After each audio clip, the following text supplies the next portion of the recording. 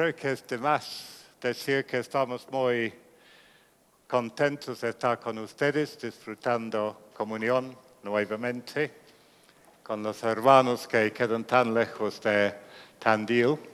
Y sin embargo, hemos podido hacer el kilometraje con la bendición de Dios y llegar aquí para estar con ustedes hoy y mañana. Tiempo demasiado corto. De lo que hemos cantado hoy, excelentes canciones, himnos. Realmente es para nutrirnos espiritualmente. Y me gustaría estar aquí todos los domingos cantando con ustedes y compartiendo comunión. Entre otras cosas que trajimos, son algunos libros que tenemos en venta y hay 2 o 3 cosas. Estos es un pequeño fascículo que da la historia de Lutero, por qué la reforma, la conversión y algunos hitos de su vida que puede ser de interés. Dicho de paso, yo di esta conferencia aquí el año 2012, pero también algunos de ustedes creo que han leído El Gran Panorama Divino. Y tengo otro libro de teología que para los que quieren una teología bastante sencillo, ameno, un libro para leer, conocerán la verdad. Y trata de todos los temas, la persona de Dios, el hombre en el pecado, la persona de Jesucristo, la obra del Espíritu Santo, etcétera, etcétera, etcétera. Bien resumido y creo que es un libro bastante importante.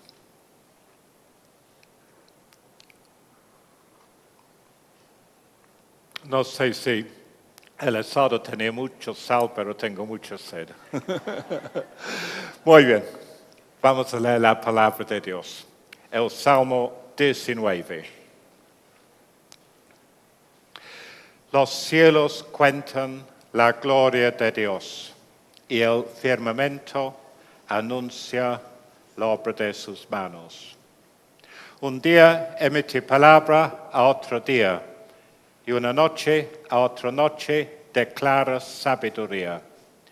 No hay lenguaje ni palabras, ni es oída su voz. Por toda la tierra salió su voz y hasta el extremo del mundo sus palabras. En ellos puso tabernáculo para el sol, y como esposo que sale de su tálamo, se alegra cual gigante para correr el camino.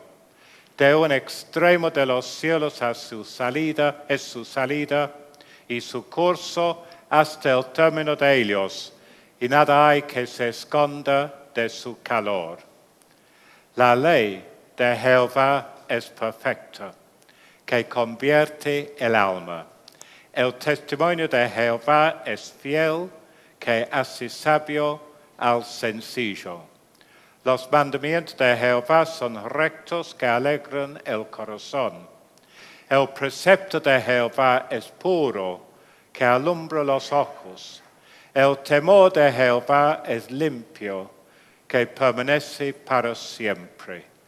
Los juicios de Jehová son verdad, todos justos. Deseables son más que el oro y más que mucho oro afinado, y dulces más que miel y que la que destila del panal.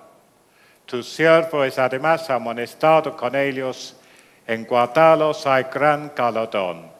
¿Quién podrá entender sus propios errores? Líbrame de los que me son ocultos.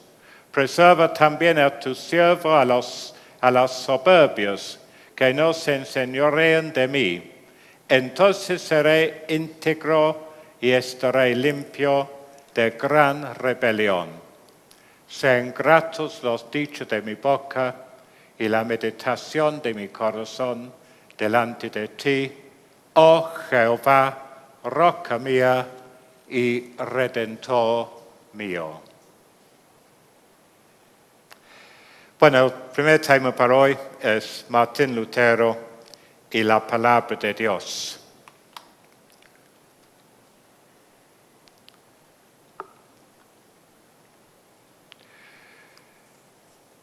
Un dicho de la época de la Reforma fue: Erasmo destrabó la cerradura con una ganzúa y Lutero la abrió, porque Erasmo aprovechó el instrumento, digamos, en producir una edición de la Biblia, el Nuevo Testamento en griego, que yendo y leyendo en el idioma original ayudó a Martin Lutero a afirmarse en sus convicciones bíblicas.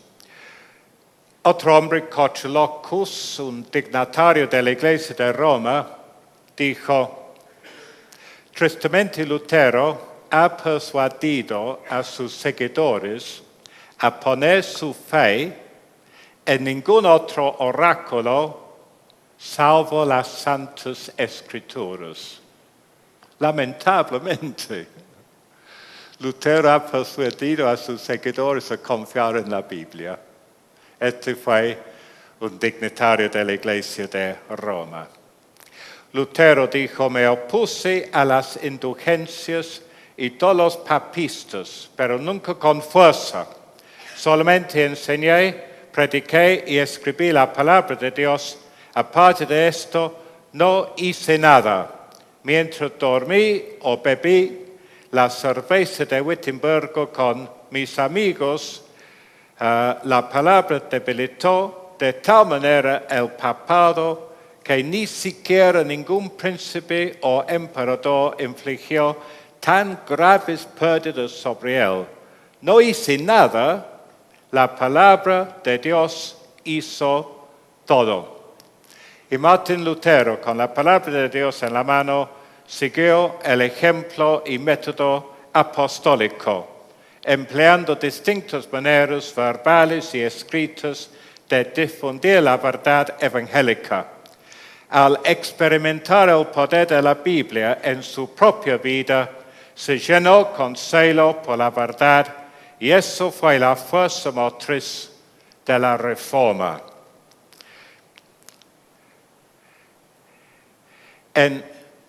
Cuando nació Lutero, la Biblia fue un libro cerrado para la gran mayoría de la gente. Primeramente, estaba en latín, un idioma que no se usaba comúnmente en aquel entonces. Fue prohibido el uso de los laicos, y entonces la gente de la calle no podía leer la Biblia, menos que era un erudito, o estaba en un monasterio, o algún miembro del clero, y aun ellos a veces no entendían bien el latín que leía. La Iglesia en sí había abandonado la sola Escritura, permitiendo que entrara prácticas y doctrinas no bíblicas. También la Biblia fue agregada a la Biblia los libros apócrifos con igual autoridad que la palabra de Dios, y pudieron apelar para algunas falsas doctrinas a los libros apócrifos. La Iglesia enseñó que la Biblia fue un libro misterioso y su único intérprete fue la Iglesia. No ha cambiado mucho hasta el día de hoy. Es cierto que la Iglesia Católica ahora distribuye Biblias en el idioma de la gente, aquí en español, y que la Biblia, teóricamente la Iglesia, tiene estudios bíblicos en algunas iglesias, parroquias, etc. Sin embargo, un catecismo oficial de la Iglesia, publicado en 1992, declara que la revelación es transmitida de dos maneras. O sea que Dios transmite la revelación de la verdad de dos maneras: la Escritura Sagrada y la tradición santa. O sea que la llamada tradición apostólica, que han añadido a la Biblia como fuente de autoridad. Y dice esto textualmente: la tarea de interpretar la palabra de Dios auténticamente ha sido encomendada solamente al magisterio de la Iglesia, o sea, al Papa, los obispos y los obispos en comunión con él. Todos los únicos que pueden interpretar la Biblia, los únicos que nos pueden decir qué creer, es el Papa y los obispos. Y después de 1500 años, después de la muerte de Cristo, 1500 años de cristianismo, el Evangelio verdadero quedó sepultado bajo los escombros de la ignorancia y la superstición. Lutero nació en un momento cuando Europa vivía la más densa oscuridad espiritual, pero a la vez estaba en las vísperas de un despertar intelectual, un cambio de paradigma que sacudió el mundo entero. El lema de este movimiento fue ad fontes, a las fuentes.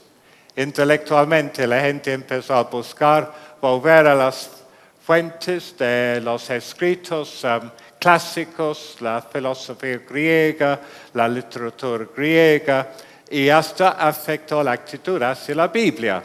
Y entonces eruditos empezaron a estudiar, tuvieron acceso a los documentos en hebreo y griego y pudieron empezar a aprender hebreo y griego y publicar, por ejemplo, Erasmo, que publicó su Nuevo Testamento en griego para el estudio de los eruditos. Es importante porque, por ejemplo, la Iglesia se apoyaba algunas de sus doctrinas sobre falsa traducción en la versión latín de la Biblia. Entonces, volver al griego, Lutero podía ver los errores de la Iglesia de Roma. Lutero y la Palabra de Dios. A los 20 años comenzó a leerlo cuando él fue a la biblioteca de la universidad. Él aprendió pasajes de memoria. Después, cuando entró al monasterio, su confesor Staupitz le recomendó estudiar la Biblia y no los escolásticos o los teólogos medievales. Decía que debe dejarlo confuso y erróneo para estudiar solamente la verdad. Él estudió las Escrituras sobre los temas de arrepentimiento y conversión. Comenzó a estudiar el griego y el hebreo. Después tuvo contacto con los comentarios de Nicolás Lyra, que fue un comentarista que murió en el siglo XIV, quien expuso el sentido natural del texto bíblico, tomando en cuenta su contexto histórico y su gramatical, que se distaba mucho del método alegórico que fue común en los tiempos de Lutero. Después también descubrió los escritos de San Agustín y su énfasis sobre la gracia. Después, no tenemos tiempo a hablar toda la historia de Lutero,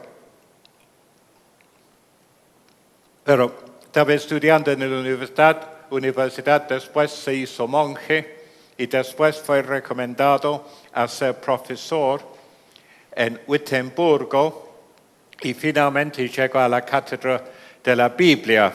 En esa época empezaba a dar clase en la universidad, primeramente exposición de Salmos y después exposición de Romanos, y poco a poco entrando en luz. Pero tenía un gran problema: la justicia de Dios.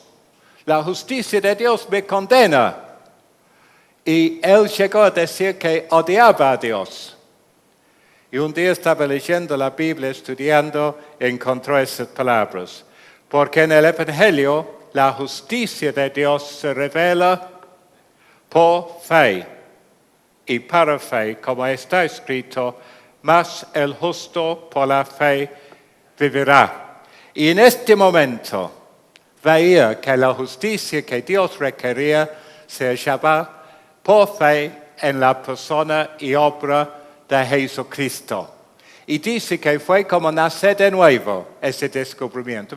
Dice que me abrieron las puertas del paraíso, el gozo, la alegría de ser libre de su pecado y conocer a Dios. Y este fue el móvil, la experiencia, el movimiento que dio impulso a la reforma. Ahora, este año estamos celebrando los 95 tesis que clavó Lutero en la puerta de la iglesia en Wittenbergo el 31 de octubre, hace 500 años atrás. Este fue para un debate, fueron hechos en latín. Pero los 95 tesis fue una respuesta a una dificultad pastoral, porque Lutero era pastor también de la iglesia. Y la gente en la iglesia venía hoy, era la costumbre todavía confesar sus pecados al sacerdote y decir, bueno, no necesito confesar porque tengo una indulgencia. Sí, yo lo compré allí en tal y tal lugar y dice que me libra del purgatorio porque he pagado tanto. Y este fue el problema. Y Lutero dice, no, hay que arrepentirse de sus pecados. Un pedazo de papel, así por lo más que costara, no te libra del castigo eterno. Y entonces, por eso, publicó estos 95 tesis para discutir este problema de las indulgencias. Y después los estudiantes, que eran medio hinchas de él, ya, porque se había hecho muy popular, tomaron esas indulgencias, lo tradujeron al alemán, lo mandaron a la imprenta y enseguida fueron difundidos entre la gente común y después otra gente lo tomó, lo tradujo en inglés y francés, etcétera, etcétera, y fueron difundidos por toda Europa. Así fue el momento clave de la reforma. Después, en su ministerio, él, enamorado de la palabra de Dios, hizo esos votos. Predicar la palabra de Dios con fidelidad. Enseñar las escrituras con pureza sin mezcla de error. Hacer de su estudio la tarea de toda mi vida. Defenderlos contra todo error. Y como hemos dicho, vamos a ver cómo hizo Lutero en sus distintas áreas de su vida. Como predicador, se ha dicho que la reforma fue difundida por los sermones de los reformadores, porque no era solamente un movimiento entre los eruditos, tocó la gente allí en las iglesias, la gente común y corriente. En Inglaterra, por ejemplo, cuando se hizo una traducción oficial de la Biblia, famoso King James versión, lo pusieron una Biblia en todas las iglesias y tuvieron que encadenarlo al púlpito para que nadie lo robara.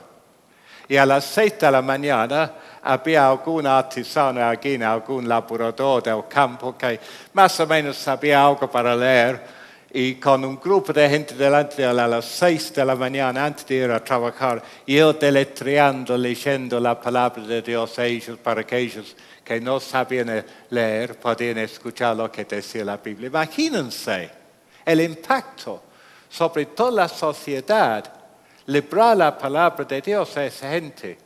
Bueno, entonces comenzó con ese momento tan clave en la vida del mundo, porque fue un cambio de filosofía, un cambio de pensamiento, un cambio de estructura, todo cambió, fue toda una revolución en la vida del mundo. Bueno, ¿cómo es que Lutero como predicador? Lutero predicó 2 o 3 veces los domingos y durante la semana estaba constantemente predicando. Llegó a la gente con lenguaje que pudo entender, con un mensaje cristocéntrico, insistiendo en que llegara a experimentar la realidad de Cristo en sus vidas.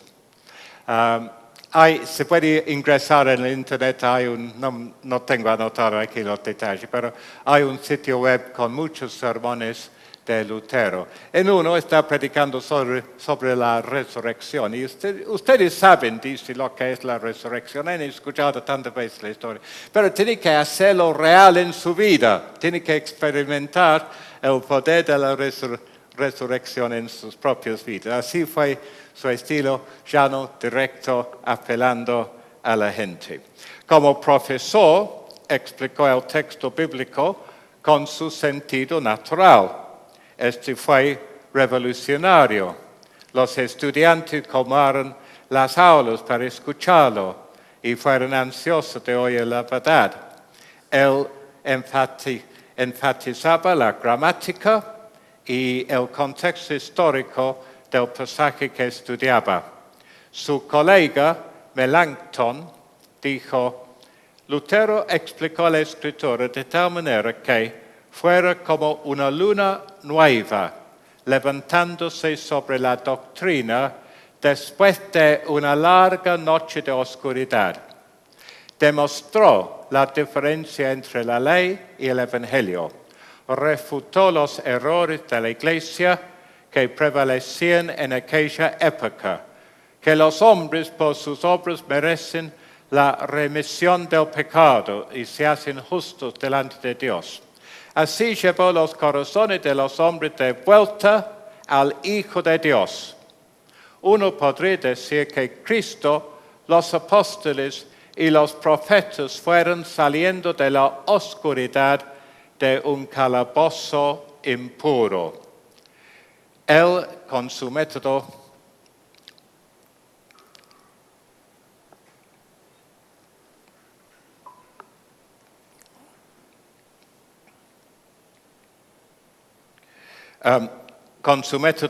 rechazó toda vana especulación que fue común entre los teólogos medievales. Por ejemplo, podían llevar días y días y horas discutiendo cuántos ángeles podrían bailar sobre el punto de un alfiler y cosas ridículas así.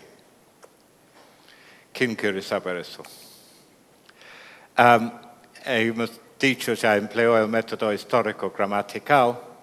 Se fundamentó todo su ministerio en la Biblia, la Palabra de Dios. También encontró a Cristo Jesús en toda la Escritura, hablando de David y Goliat.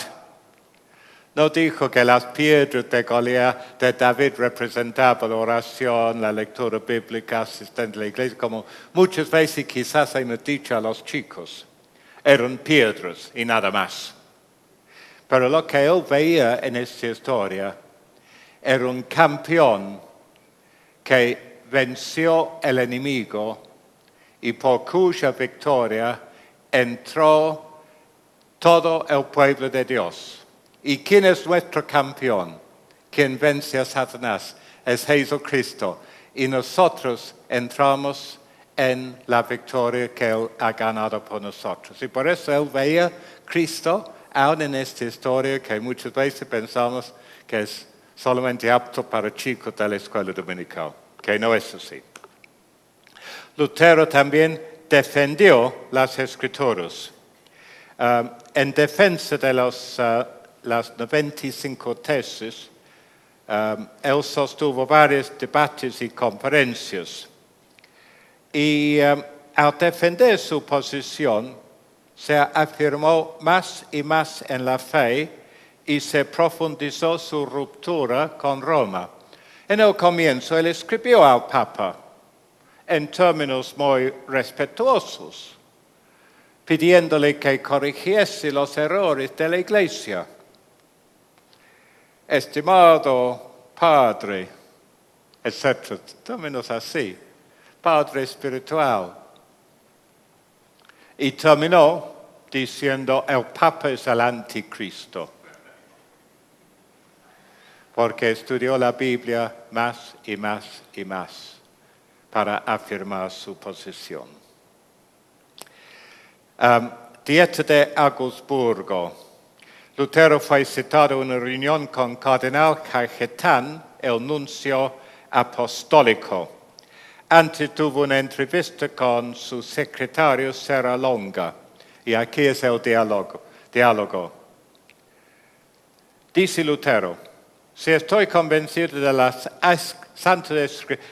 las santas escrituras, de que he errado, me dará mucho placer retractarme. Él apelaba solamente a la Biblia, no a Roma, no a los cardenales, no al obispo, papa, a Roma, a la Biblia.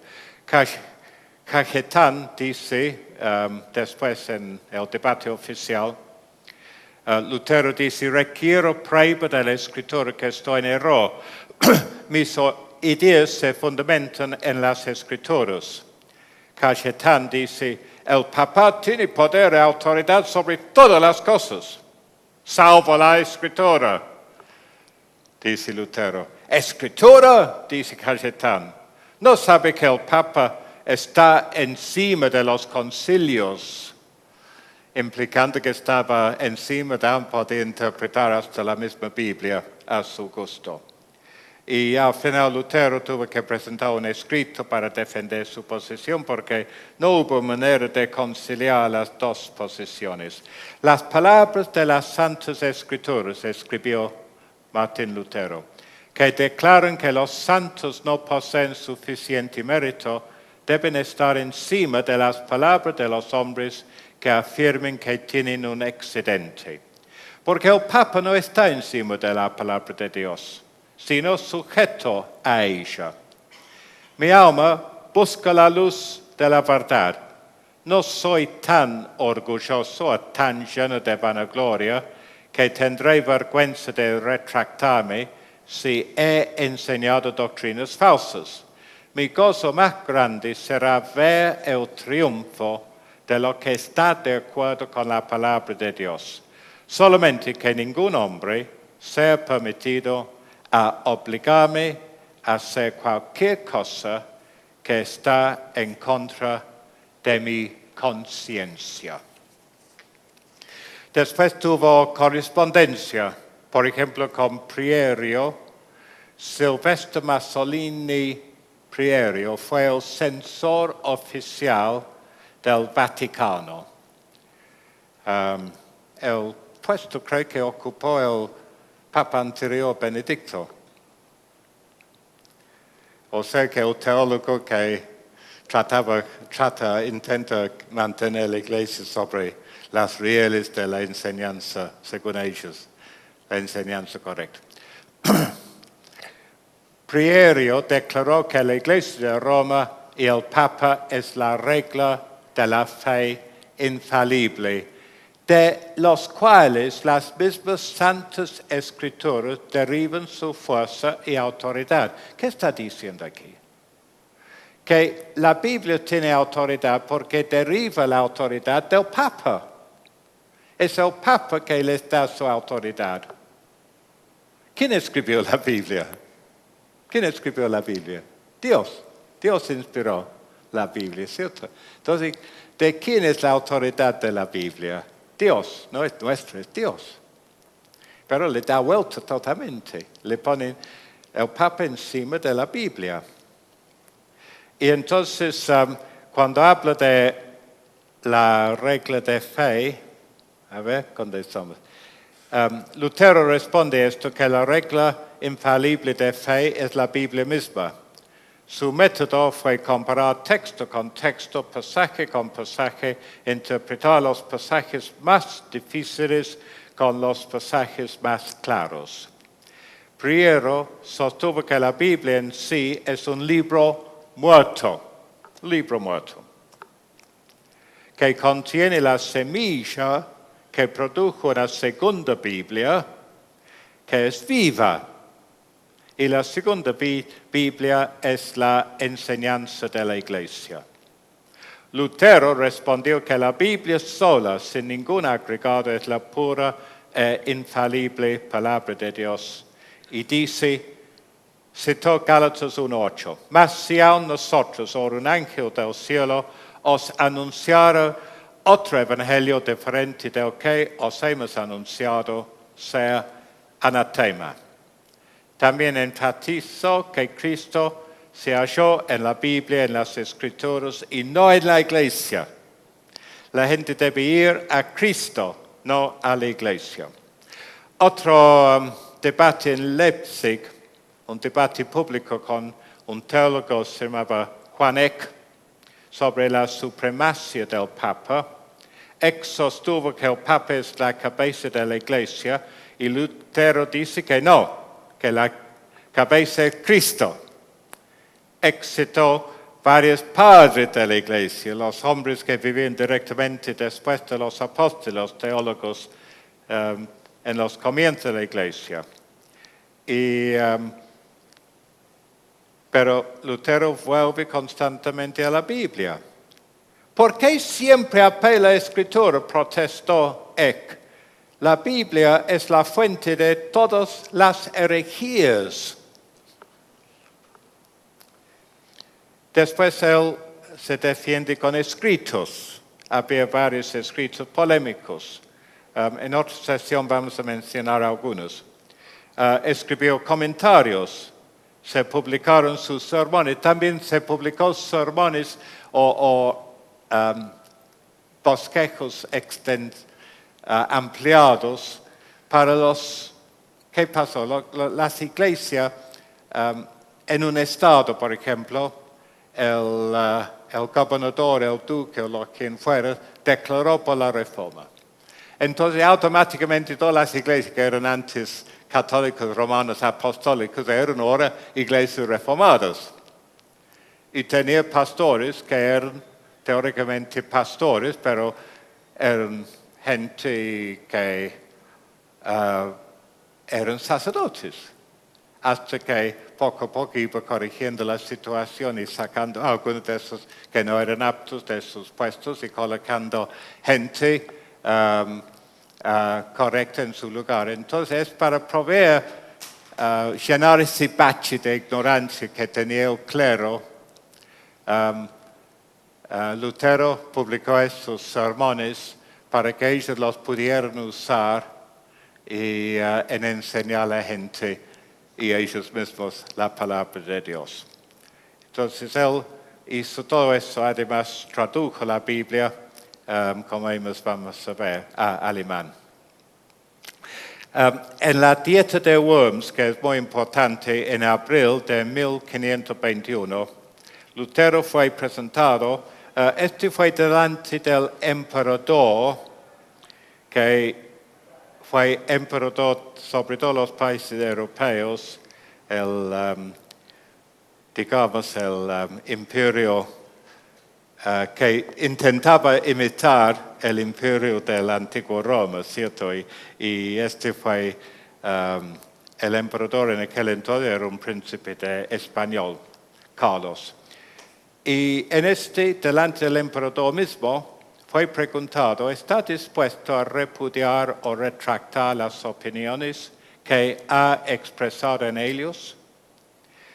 Y Lutero pidió tiempo a considerar y después dice en su famosa respuesta, no puedo someter mi fe ni al Papa o los concilios, porque es muy claro que muy a menudo se han equivocado y contradicen el uno al otro.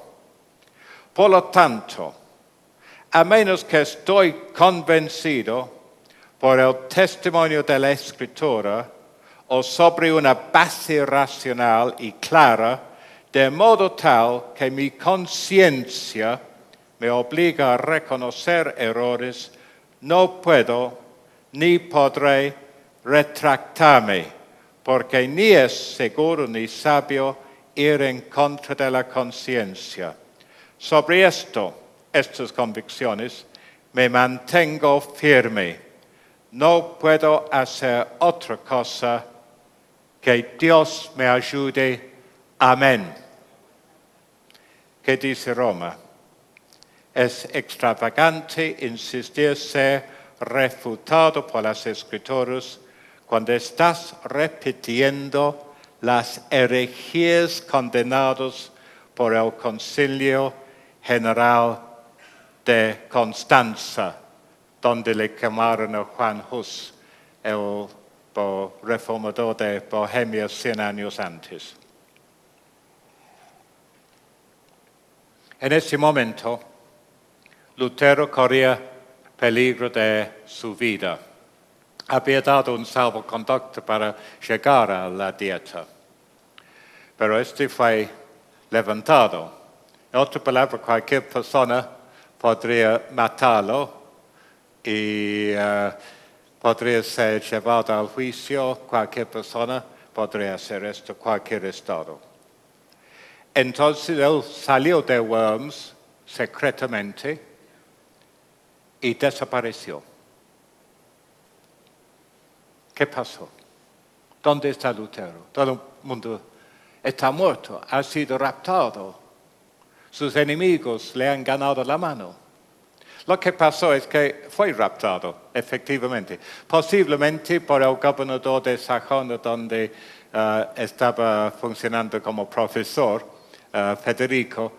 Muy posible que él organizó el rapto porque le llevó a un castillo que era propiedad del mismo duque.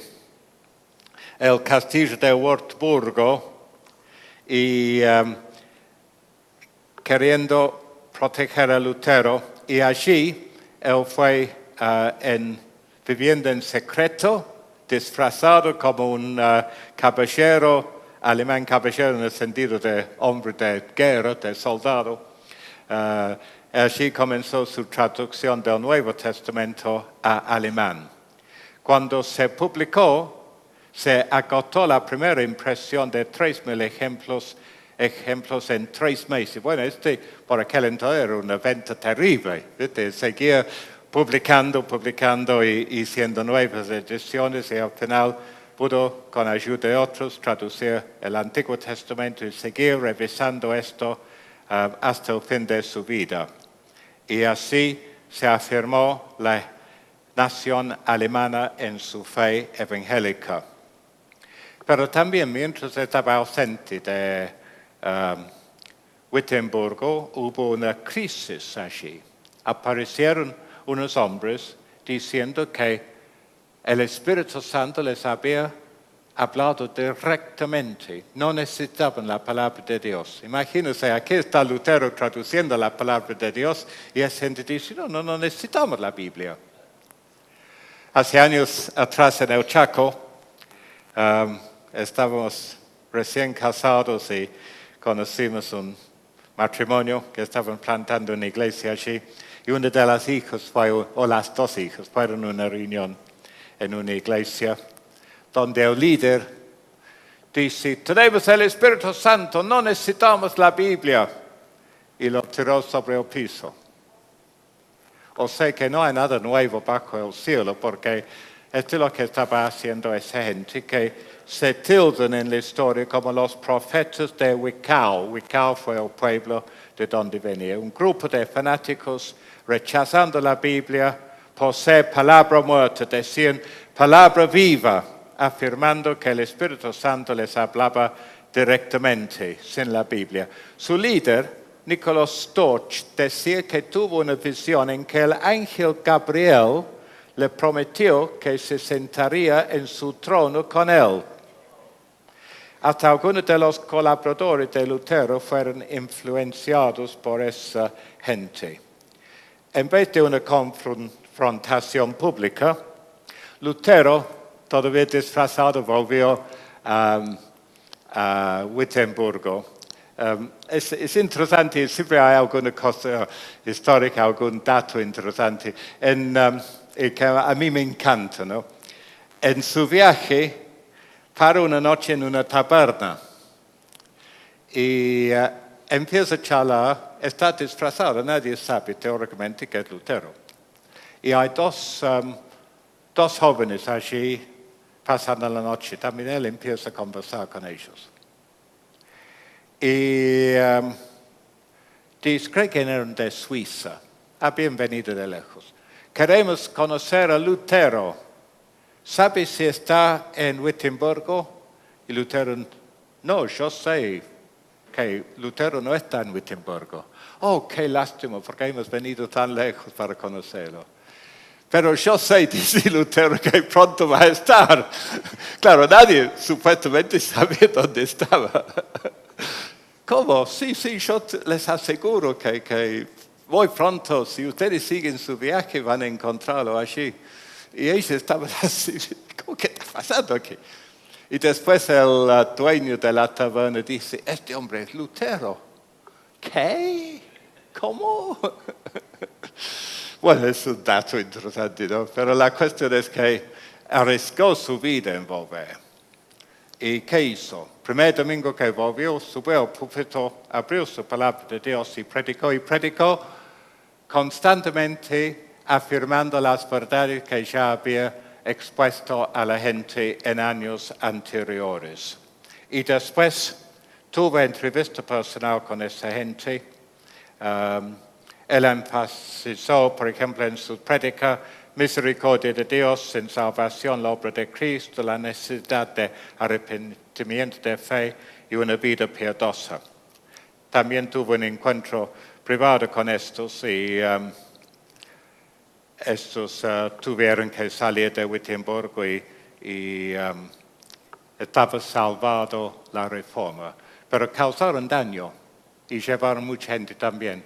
Y más adelante hubo hasta una matanza que a causa de esos extraños visiones y confianza en el Espíritu.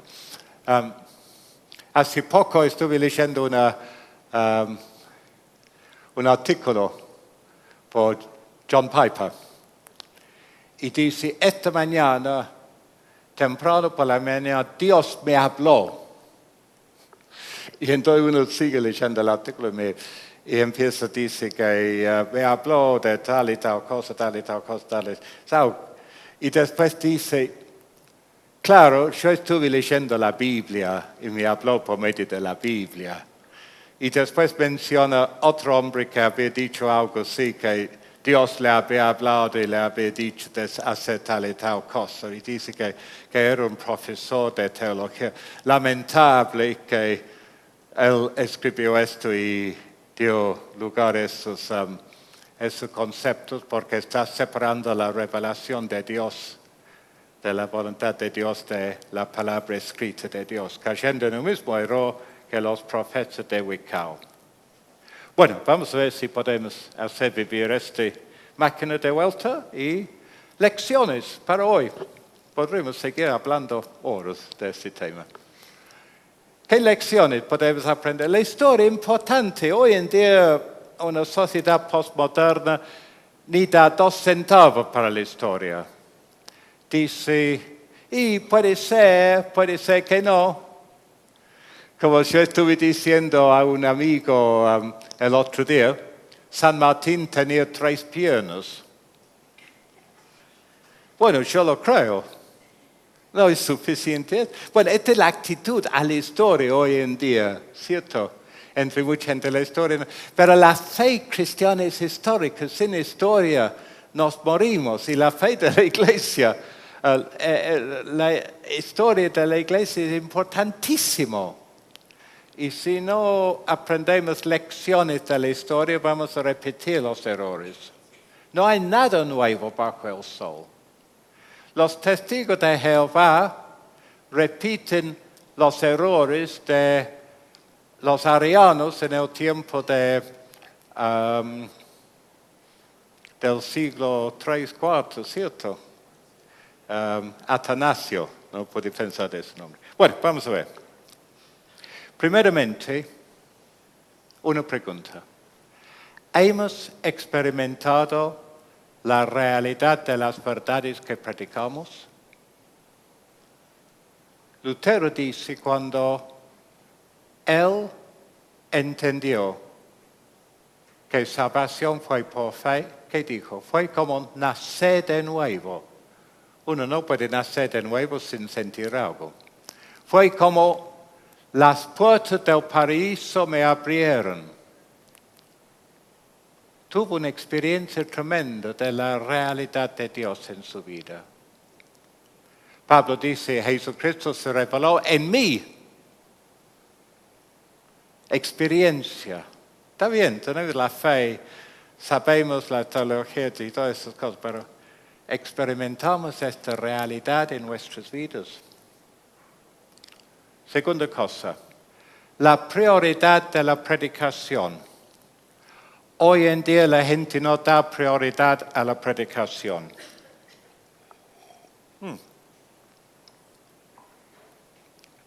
Estoy saltando, pero vamos a seguir con esto. Después vamos a volver.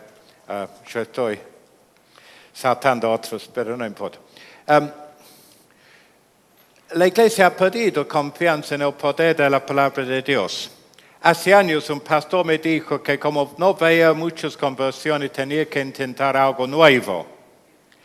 Otra persona criticó la enseñanza de la Biblia en la escuela dominical porque no daba resultados.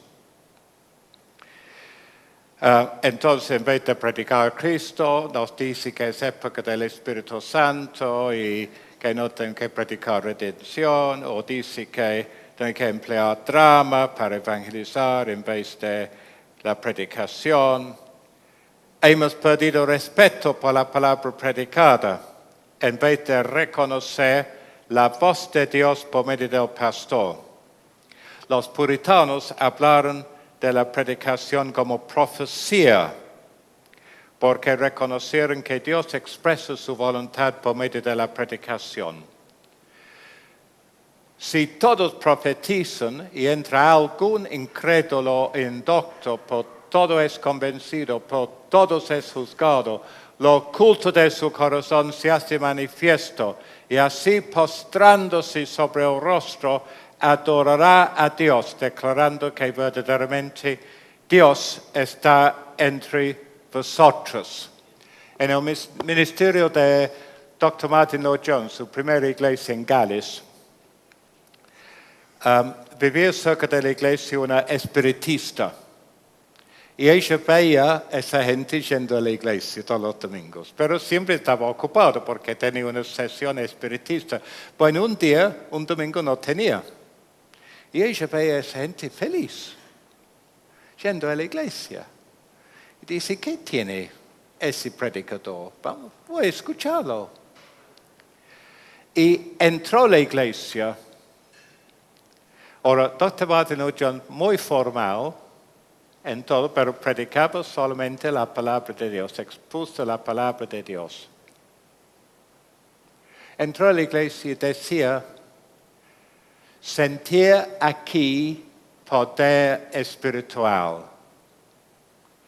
Ahora, yo sé, ella decía, yo reconocía el poder espiritual, pero ese es un poder limpio. Y se convirtió. Y si la gente entra a la iglesia, escucha la palabra de Dios, es una palabra que los juzga y llegan a conversión. Confíen en la predicación de la palabra de Dios. Yo pastoreo una iglesia donde confiamos en la predicación y veíamos conversiones. Después pastoreé en otra iglesia donde la gente no tenía la misma confianza y no veíamos nada. Mismo predicador, qué sé yo, misma palabra. Pero bueno, sola escritura, la claridad de la Biblia revela con claridad la voluntad de Dios, confianza en su claridad. Hay nuevos modelos de iglesia con propósito, iglesia emergente, mega iglesias, iglesia con esto, iglesia con otro, iglesia con deporte, iglesia sin deporte. Bueno, pero la escritura tiene que emplear los métodos apostólicos. Hay un libro de Stott, no me acuerdo lo que se llama. No creo que está editado todavía, está yo lo tenía, bueno, en este libro él indica tanta manera que utilizaba de difundir la palabra verbalmente en Hechos. Ustedes leen Hechos y subrayan todas las distintas maneras, discutir, predicar, conversar, etcétera, así que utiliza de cómo la gente difundía la palabra de Dios. El culto no es un show. Alguna gente dice, vamos a tener un poco de show en el culto. No dicen show, pero vamos a tener linda canción para atraer a la gente. No, es la Biblia que tiene que atraer a la gente. Nos reunimos para adorar a Dios. Y parte de esa adoración es escuchar la predicación. No solamente para cantar o para tener un tiempo lindo juntos. Predicar a Cristo de toda la Biblia. Hay una ignorancia generalizada del contenido del Antiguo Testamento y cómo se relaciona el Antiguo con el Nuevo. Sin embargo, no los puede separar. La Reforma dio un impulso a lo que se llama la tipología, donde ve cómo el Antiguo Testamento anticipa la persona y obra de Cristo. Por ejemplo, un tipo de Cristo es el cordero o los corderos que fueron sacrificados en la Pascua. Y el antitipo, el que cumple este simbolismo, es Cristo Jesús. Y Juan, el Bautista, dice, he aquí el Cordero de Dios que nos quita los pecados del mundo. Bueno, esta idea que se llama en la teología tipología, nada que ver con tipos argentinos, es un mal tipo, un buen tipo, nada que ver con eso. La tipología es esta manera de estudiar y ver a Cristo en el Antiguo Testamento y tiene su raíz especialmente en Calvino, pero también en Lutero. Aquí, en el Antiguo Testamento, encontrás, dice Lutero, encontrás los pañales y el pesebre donde está acostado Cristo. Él tiene esa linda manera. El Antiguo Testamento, el pesebre y pañales en que está envuelto Cristo. Y después, sencillo y humilde son los pañales, pero caro es el tesoro que envuelven, quien es Cristo. Biblia encima de la experiencia. Vamos a descartar el Espíritu Santo me habló, me dijo. Bueno, yo no sé si has tenido experiencia del Espíritu Santo hablándote, pero entendemos que la Biblia nos habla día tras día. Y a veces sentimos impulsados. Si estamos en comunión con Dios, vamos a sentir impulsados en cierto sentido, cierta dirección, cierta manera para la honra y gloria de Dios. Pero alguna gente está, sí, el Espíritu Santo me dijo esto, me dijo el otro, me dijo. No, vamos a volver a la palabra de Dios. Poner la Biblia. Y muchas veces la gente cita esto, lo han escuchado quizás esto. Dios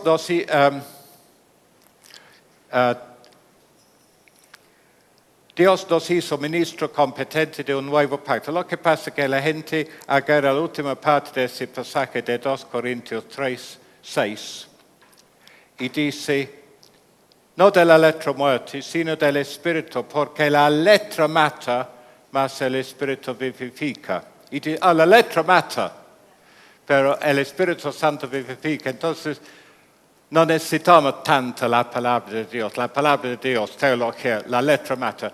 Pero Pablo no dice esto. Está hablando de un contraste entre el viejo pacto y el nuevo pacto. Y si uno lo lee la Biblia bien, Dios nos hizo ministro competente de un nuevo pacto, no de la letra, un pacto viejo de la letra, sino del Espíritu. Porque la letra, la ley de Moisés, mata, mas el Espíritu Santo que encontramos en el Nuevo Testamento vivifica. Entonces, cuidado cuando la gente te cita alguna cosa fuera de contexto. Vuelven al contexto, leen todo el versículo para ver realmente qué dice.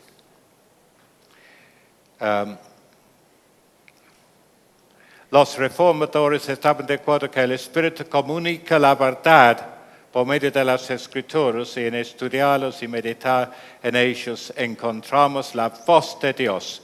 Lutero dijo: Dios ha determinado dar lo interno a nadie, salvo por medio de lo externo. El Evangelio predicado es el poder de Dios para salvación a todo aquel que cree. Entonces Dios no nos da nada interiormente sin un instrumento exterior que es la Biblia. La conciencia. ¿Cuántos somos guiados por la conciencia en nuestras vidas? La importancia de la conciencia en la vida espiritual. ¿Tiene conciencia acerca de pagar el IVA ustedes? Y cuán difícil es a veces lograr que un negocio evite una factura con IVA. Tuvimos experiencia de esto en el camino, paramos en el hotel, tuvimos que volver 2 veces para que nos facturara correctamente con IVA. Pero ¿dónde está la conciencia evangélica en esos detalles? Conciencia de reglas de tránsito. Me quedé mal hace años atrás, una mujer recién convertida, por alguna razón no tenía mi coche, me llevaba a casa y había una de esas calles que todo el mundo transitaba en doble mano, pero una sola mano. Y yo digo, bueno, ¿puedes dar vuelta aquí? No, me dice, es contramano. Recién convertida. Bueno, la conciencia. Lutero tuvo que enfrentar no solamente los teólogos más encumbrados de Roma, sino la amenaza constantemente que fluyó del trono papal. Sin embargo, se mantuvo firme. La conciencia, ¿dónde está la conciencia? Ahí está.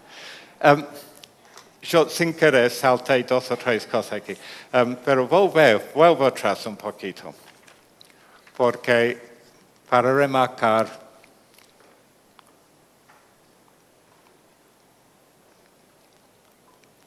es muy instructivo varios conceptos que tuvo Lutero sobre la Biblia. Él leía toda la Biblia 2 veces por año. Él dijo, si puede imaginar que la Biblia sea un árbol grande y cada palabra una pequeña rama, he sacudido cada una de esos ramitos porque quería saber qué significaba. La Reforma dio un gran impulso a la educación. Lutero escribió a los municipios diciendo, Dios está a la puerta y golpea. Benditos seamos si la abrimos para Él. Ahora abunda la palabra de Dios. Los judíos la tuvieron, pero ahora no. Pablo la llevó a Grecia, donde no está más. Las regiones de los turcos una vez poseyeron la palabra, pero ahora no. La palabra llegó a Roma y el imperio latino, pero de allí también se fue. Y Roma ahora tiene el Papa.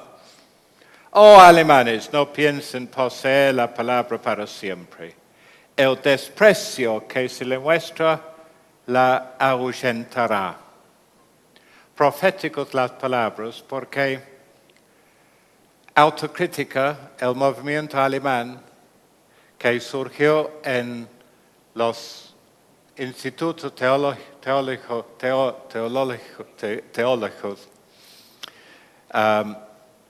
en el siglo XIX, junto con la evolución, mató la fe de muchas personas. Y como resultado directo surgió Hitler y Mussolini. Los dos fueron evolucionistas en su filosofía de vida. Y la iglesia no estaba en condiciones, la iglesia en Alemania, que era fuerte, evangélica, predicando la verdad, su confianza en la palabra de Dios había sido destruido por el movimiento de autocrítica, racionalismo alemán, y no tuvieron la fuerza para contrarrestar el movimiento de Hitler. Inclusive muchas iglesias, muchos pastores lo apoyaron. No pienso que van a tener siempre la palabra de Dios. Hubo aquellos que los caballeros que ofrecieron sus espadas y soldados a Lutero para defenderlo. Y Lutero dice, no, tenemos que confiar en la palabra de Dios y la oración, no en sus espadas. Escribió una vez a un monje que le consultó. Este monje buscaba la verdad. No sigas a Aristóteles o cualquier otro maestro de filosofía engañosa, sino lee la palabra de Dios con toda diligencia. La Biblia, solamente la Biblia, es Señor y Maestro. Aconsejó que los creyentes nunca, ¿qué piensan de eso? Nunca los creyentes deben reunirse sin oír predicar el Evangelio. Dijo que los creyentes, o por lo menos los pastores y maestros, deben reunirse a las 5 o 6 de la mañana para leer juntos el Antiguo Testamento. Y por la noche, a las 18, para leer el Nuevo Testamento. No sé qué piensa el equipo pastoral de esto, pero los domingos la iglesia debe reunirse por la mañana y por la tarde. Y el gran objeto de su adoración debe ser difundir por todos lados la palabra de Dios. La presencia de Cristo en la palabra. En primer lugar, Cristo es el verbo, la palabra viviente de Dios. Es la palabra encarnada de Dios. En el segundo lugar, la Biblia es la palabra de Dios porque viene de Dios Padre, nos habla de Dios Hijo y es inspirado por Dios Espíritu Santo. Otra vez, él insistía que cuando se predica la palabra de Dios, escuchamos la voz de Dios. Ojalá, dijo él, que pudiéramos educar poco a poco a nuestros corazones para creer que las palabras del predicador son la palabra de Dios. Dios está presente por medio de su palabra. Bueno, algunos conceptos de Lutero sobre la palabra de Dios. Y creo que nos desafía, ¿no? A nuestra relación con la Biblia, la palabra de Dios. No es palabra muerta, es palabra viva. Es palabra viva en parte porque Dios nos da la fe de confiar en ella. Pero tenemos que emplearla también, tenemos que usarla, tenemos que estudiarla, tenemos que leerla, tenemos que escucharla. No venimos al culto solamente para elevar nuestras emociones con el canto, venimos para adorar a Dios por medio de la predicación. Quizás predicación no necesitamos ninguna defensa de predicación aquí, pero en muchos ambientes hoy en día lamentablemente tenemos que defender la predicación como instrumento de Dios. Predicamos a Cristo y Él crucificado, no por ningún otro método, sino la palabra pura de Dios. Bueno, que el Señor nos ayude. No sé si hay algún comentario, alguna pregunta. Sí. A ver si alguien tiene que ayudarme porque tengo un audífono que me está produciendo mucho problema. Entonces, ahí está. Buenas tardes. Bueno, mi pregunta más se refiere al tercer punto que dio de lo último, acerca de la predicación o de personas que dicen de que le habla el Espíritu Santo. Sí. Hoy en día vemos muchas iglesias que justamente hacen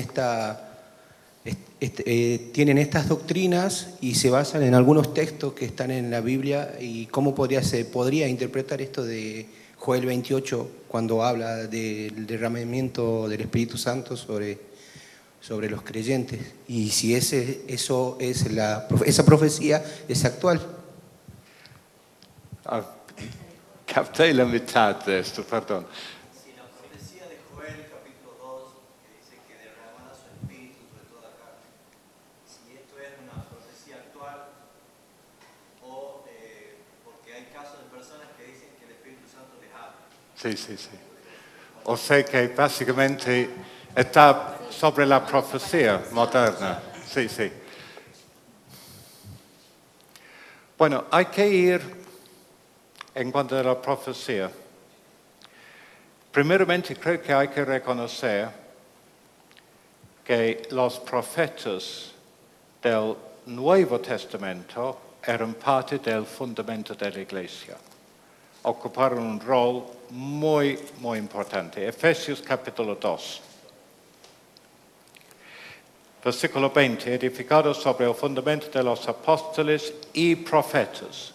Y creo que el orden y el contexto indica que habla de los profetas del Nuevo Testamento, siendo la principal piedra del ángulo Jesucristo mismo, en quien todo el edificio bien coordinado va creciendo para ser un templo santo en el Señor, en quien vosotros también sois juntamente edificados para morada de Dios el Espíritu. Por esta causa, las divisiones totalmente artificial entre los capítulos. Por esta causa yo, Pablo, prisionero de Cristo Jesús, por vosotros los gentiles, si es que habéis oído de la administración de la gracia de Dios que me fue dada para con vosotros, que por revelación me fue declarado el misterio, como antes lo he escrito brevemente, leyendo, lo cual podéis entender cuál sea mi conocimiento en el misterio de Cristo, misterio que en otras generaciones no se dio a conocer a los hijos de los hombres, como ahora es revelado a sus santos apóstoles y profetas por el Espíritu, que los gentiles son coherederos y miembros del mismo cuerpo, y copartícipes de la promesa de Cristo Jesús por medio del Evangelio. Es claro aquí que el ministerio profético del Nuevo Testamento a veces fue el tipo de Ágabo que profetizó algún evento futuro. Pero en general fue para consolar y fortalecer a los hermanos en las iglesias. Por ejemplo, en Hechos 15, Silas y quien era otro colaborador iban consolando, afirmando a los hermanos, porque dice la Biblia, eran profetas. Entonces tenía ese don especial. Y parte de este afirmar era ayudar a las iglesias a entender cómo el Antiguo Testamento enseñaba a Cristo. ¿Por qué? Porque no tenía el Nuevo Testamento. La única Biblia era el Antiguo. Entonces esos profetas fueron dados a cada congregación para enseñar el misterio de Cristo, revelar, darle más claridad sobre la Escritura. Ahora, me pregunto, ¿necesitamos ese ministerio hoy día? No, porque tenemos la Biblia completa. Entonces, yo soy lo que me tildo como sesionista en cuanto a eso. O sea que yo creo que ese don específico fue temporario, ese uso del don. Sin embargo,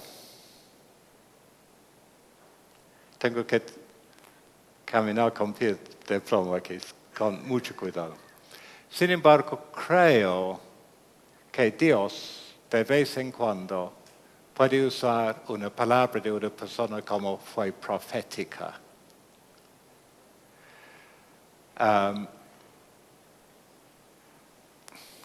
Juan Wesley, que le decía a Jorge Whitfield que no tenía que hacer cierto viaje porque el Espíritu Santo le había dicho que Jorge Whitfield no hizo ningún caso de lo que dijo Juan Wesley, porque Juan Wesley estaba seguramente totalmente errado. Sin embargo, a veces Dios puede utilizar. Es interesante notar el ministerio de Spurgeon. Un día usó una ilustración al azar nada más acerca de un zapatero que engañaba a sus clientes. los cobraba mal. Y había un zapatero que hacía exactamente lo mismo en la congregación, que se convirtió por causa de esta palabra profética. Al Dr. Martin Lloyd Jones le gustaba citar casos especialmente uno de los pactantes de Escocia que estaban siendo perseguidos en tiempo de gran persecución, que aparentemente Dios lo usó, le dotó en un momento, pero nadie lo reconoció como profeta, ni él iba haciendo alarde que tenía don de profecía ni nada de eso, pero es algo que sucedió históricamente, no podemos negar. Y entonces puede ser que en algún momento, pero creo que hoy en día hay gente levantándose que son profetas. Alguien me profetizó sobre mí años que era más interesado dentro del movimiento carismático, tenía muchos amigos, contactos y estaba en una reunión de oración, el tipo vino y puso la mano sobre mí. Y nunca se cumplió, no le hice mucha caso tampoco, pero no se cumplió. Un amigo nuestro en un accidente de tránsito estaba en terapia intensiva y de su iglesia venía a profetizar que iba a sanar, pero falleció. Entonces, bueno, sabemos de ese caso. No, yo creo que vamos a la Biblia. Sí, había profeta en aquel entonces, pero tuvo una función muy limitada históricamente a la situación de aquel entonces y ya está. Y muchas veces esas profecías contradicen la Biblia.